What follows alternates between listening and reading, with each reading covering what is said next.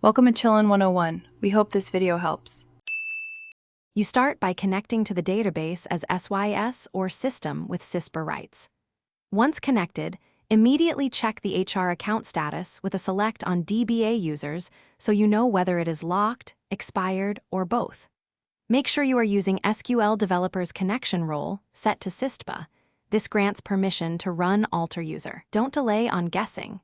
Confirm the account state first so your next command targets the real issue and avoids unnecessary changes. You will now fix the account. Run alter user HR identified by HR account, unlock to both reset the password and clear the lock.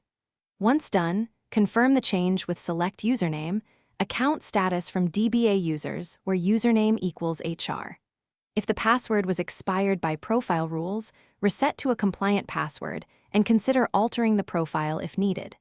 If the HR objects are missing, run the HR sample schema scripts from Oracle Home/demo or use SQL Developer to run the HR main. SQL to restore sample data and objects. Finally, reconnect as the HR user to verify success.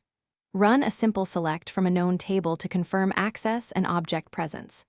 If you still see errors, immediately recheck DBA users for lock date and account status, and inspect the profile settings that control password expiration. Adjust password lifetime or failed login attempts if policies cause the lock. Make sure the HR scripts ran to completion. Partial runs leave objects missing. So rerun them and examine SQL Developer's script output for any errors that explain remaining issues. Thanks for watching. Consider subscribing if we helped you.